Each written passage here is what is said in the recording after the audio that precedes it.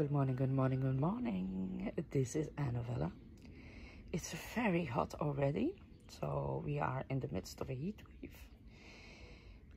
It will be very warm today, and I just got outside. The little one, little Vita, which is now 12 days, is sleeping.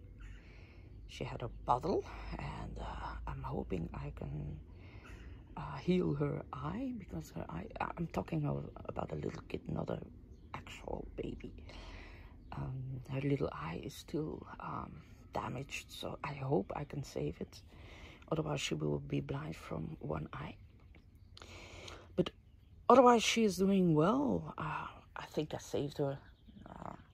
It's not more, it won't be critical anymore. Muffin takes really good care of her, and she's a really good mom. It's beautiful to see. So I have for you the London review of books and the DSL. The sun is coming very quickly, and I will have to hurry up. So, oh my God, what a cover. I don't know what's it for. So here it says, Anna Iris Simon wrote with Feria a nostalgic ode to a country that is slowly disappearing, but all countries are slowly disappearing, my child. And something new will come into place. Anyway, here we have another illustration. Erwazins means once upon a time, and it's always about reading. Let me go. It's quite beautiful though. You see it? Wonderful. So, a philosophy about pregnancy, finally. So, being a philosopher was almost, for many centuries, something that was only for the wombless, they say. And Jonna Bornemark, she is a Danish philosopher. She says that the idea that a pregnancy is irrational and emotional is not true. And she said, well, if we don't look at pregnancy as a sort of a thing with children in the doll corners, she says, well, if we don't put pregnancy in the corner of the dolls, but if we take it as serious as a phase in life and as a starting point of thinking, then changes, then the way we understand the world changes. So yeah, it must be interesting. Jonna Bornemark, I Am Sea and Heaven. Not yet translated, but there are English books by her if you are interested in this philosopher. Look, people, I'm struggling today. I have a brain fog. I still have to get up. Oh, Mom. I still have to get up every 2 hours. I'm exhausted. So here, this is Anna Iris Simon. Anna Iris Simon is a debut author, and she wrote Feria. And Feria is a book that she wrote for her family. She really thought that only her family would read it, but her novel became a literary phenomenon. Left and right saw it as a political pamphlet and uses it, and she says, well, I'm not really responsible for people who read me. Anyway, she says, transgender law, aren't there any more urgent problems like the price of a full shopping cart? And then here she says, nowhere in Europe women get more babies at after 40 than in Spain, the first baby. And that's not because it's a choice of freedom, it's because it is too expensive to have babies earlier, which is a sad, sad evolution. And here is something that is really recognizable. In Madrid, I only met people that looked like me, thought like me, talk like me. And funny enough, my world in Aranjuez, must be a little village, is a lot bigger or larger. Here I talk with a plumber, with very young people, very old people, and people who think differently about politics, which is absolutely true. I have the same thing here. When I lived in a more in a less rural area, I had my friends who not look like me, but really we had the same ideas, we had the same politics, and now that's not the case. Here, because I don't have a car, I'm more obliged to open myself to the local people, and I've met some really, really wonderful people that otherwise I wouldn't have met. And then this is the testament of architect Leon Steinen. Leon Steinen is a kind of, to me, a very boring architect. He was very, he was very decent. He wanted a decent flat and a decent, his word was more user-friendly. But you can do creative and user-friendly too. But it's true that a lot of architects don't even think about the people who will have to live in their buildings. That's for sure. And here, the most famous trans man in the world. This is Page Boy by Elliot Page. It is... I don't like it that much. Almost 3 years ago, Hollywood actor Elliot Page outed himself as a trans man. It was a long road with a lot of detours. His memoirs, we learn in his memoirs. And in his book, he asked for understanding for him and other trans people. Page really had to resist the high female standards, and sexual abuse was very common. Yep. And then this book, well, it's a novella. I talked about it in my previous video. It's a Heatwave by the French 20-something author Victor Justin, and it's about the headline says it says difficult to it's a difficult headline even in Dutch. So teenage boys, when they are not the prettiest in the world, they crave for sex anyway, and that can frustrate them. And in Heatwave, he talks about the human failing and waiting till it's too late. So, what is the story about? Heatwave talks about a young boy, 16, and he has to go on a camping trip with his parents in the south of France. Now, a camping trip is not like in the States where you can camp wherever you want. No, you have to stay in a very crowded, busy camping place where there's a playground and maybe a pool if you're lucky, and communal showers. So he really didn't want to go, but he has to go. And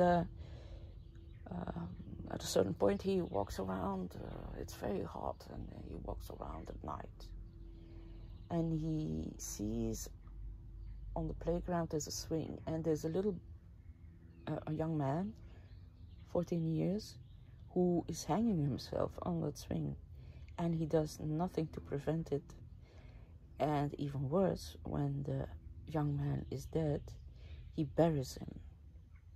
It's really, really good, but it's, you hate it or you love it. There's no in between.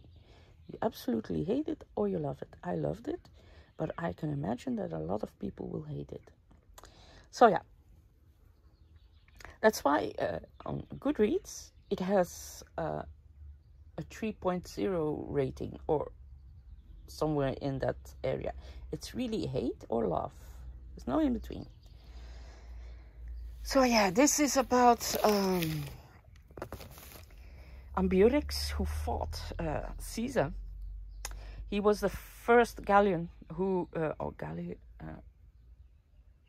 do you call it? Yeah, well, somebody who lived here.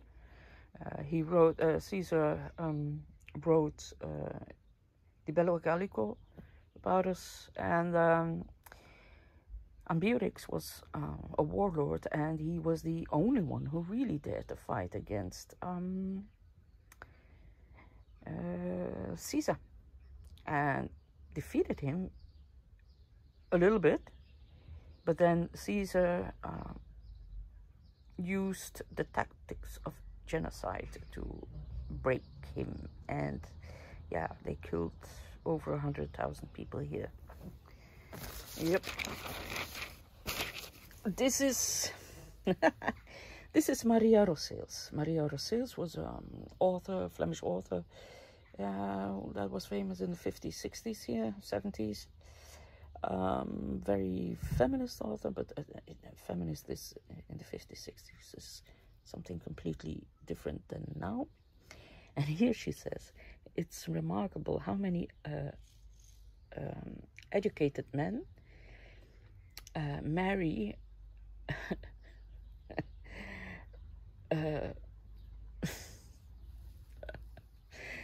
uneducated women. In a way, I can understand why she says that.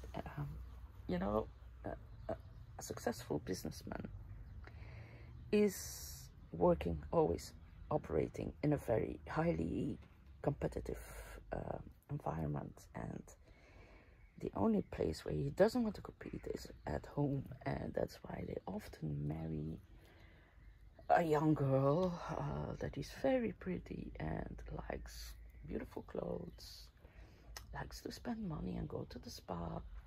They don't want to marry an equal, because then it would be a competition again. And yeah, so Maria Rosseels, behind the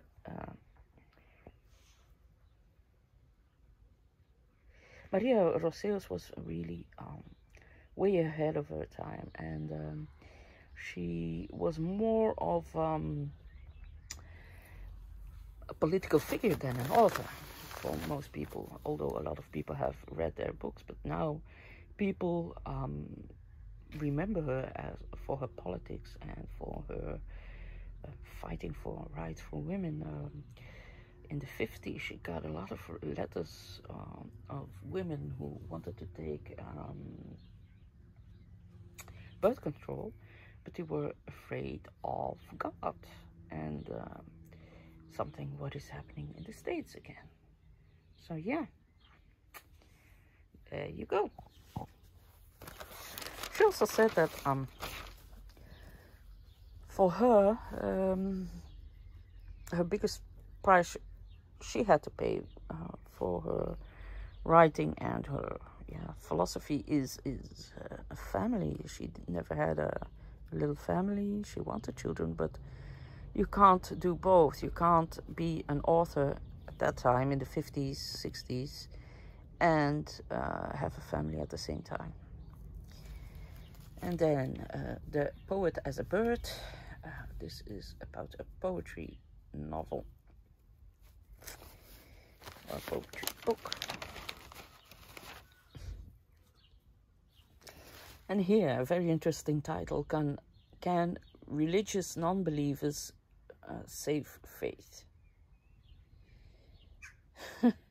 This is an apology of the Roman Catholic faith. Who would write this? And there's a Herman de Deen, who is a philosopher who wrote this. And yeah, not too many stars though. But this is the book that I was waiting for. 5 stars. Can you see? 5 stars. Since I'm recording this, it's the first time we see a 5-star rating. And so this is Enter Ghost by Isabella Hamad. Isabella Hamad is a British Palestinian author. And it's about a Palestinian theater company who wants to play Hamlet on the Western Jordan. And in Enter Ghost, Isabella Hamad connects history, politics, art, family, and love relationships. So this talks about just the people in the theater. It talks about the casting, and then the reading, and then the rehearsals and the performances. But she uses this as a sort of platform to talk about the situation in Palestine and yeah, around the Jordan, and yeah, I can imagine that it's really difficult. And apparently it's really beautiful, because it's the first time they rated something in weeks 5 stars. Now this is their selection. This is the selection of favorite novels by indie bookstores. This is fiction and non-fiction. So these are all new fiction that came out. It has nothing to do with sales, nothing. But it's books that they really want you to read. So we have Heatwave again by Victor Justin, first place. Then Claire Louise Bennett, Pond. And then Akira Mizubayashi, Splintered Soul, I believe, in English. Isabella Hamad, Enter Ghost. And then Claudia Rankine, Citizen. This is a mix of prose and essay. She talks about racism of every day. And then the non-fiction, we have Rudy Mullemans, The Man with the Panama Hat. No idea what it talks about. Oh yeah, the intellectual dandy Count Harry Kessler. And then we have Fox Reinhardt, Margot Jefferson, the nervous system. Oh, can't remember. I have brain fog. Lola Lafon. I don't know what the title is in English. I haven't found it yet. When you listen to the song. And Elisa Fitko, A Flight Over the Pyrenees. Walter Benjamin. That's a philosopher. Walter Benjamin is a philosopher who wanted to flee the Germans while over the Pyrenees, but he didn't make it. And this one is Sarah Knott. Mother is a verb. This is the last page is always an interview with somebody who talks about pregnancy, about the book that changed them forever. And she says it's Sarah Knott and Noemi Willeman. I have no idea who Noemi Willeman is, but yeah.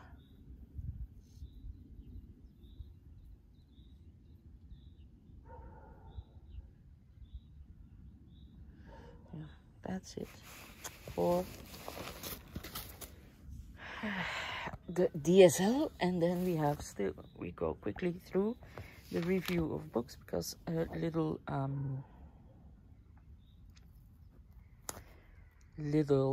Vita needs to have a bottle again. We have here Colin Burrell, Thick Rules and Thin.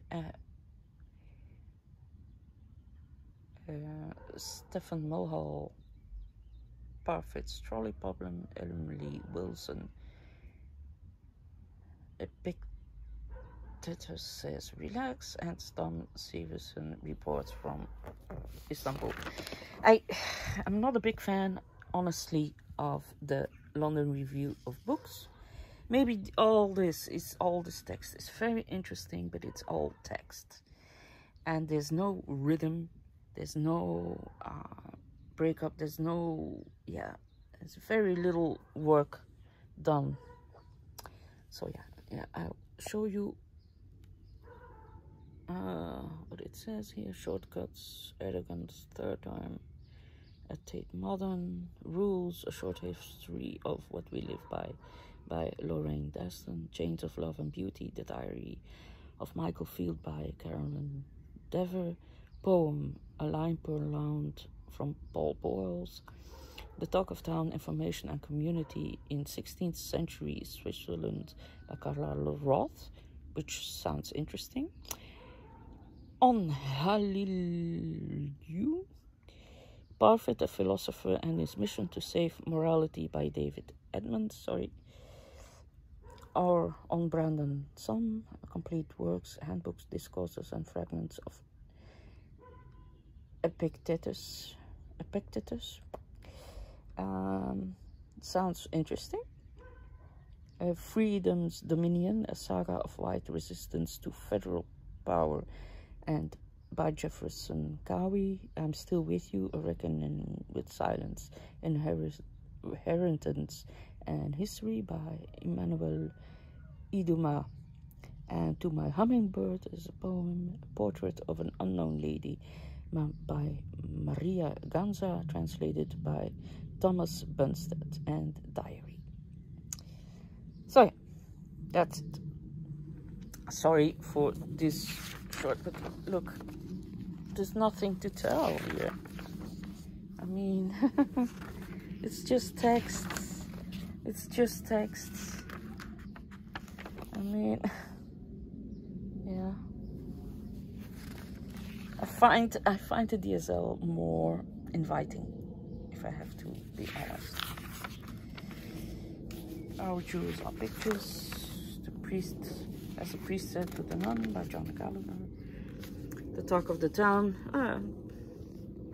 Information and Community in Switzerland, 66.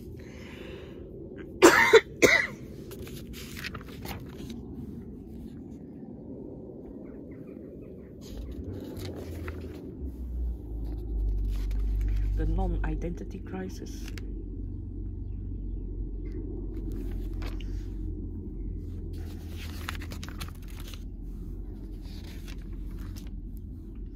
I have Gorgeous Hair, Emily Wilson, The Complete Works, Handbook, Discourses and Fragments by Epictetus. Epictetus, translated by Robin Waterfield. That's something I would read though. A Little Man's Big Friend, Freedom, Dominion, a saga of white resistance to federal power. Could be interesting. Into Oblivion, Adewale Maya Pierce, I'm Still With You, A Reckoning with Silence, Inheritance and History by Emmanuel Iduma.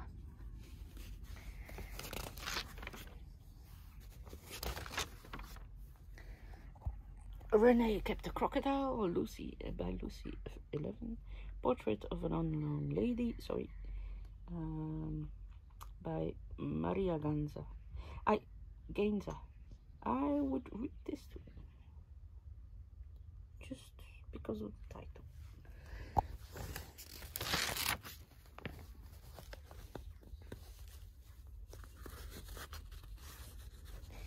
I think this is a friend of mine. The girl here, I know who she is. She's a former colleague.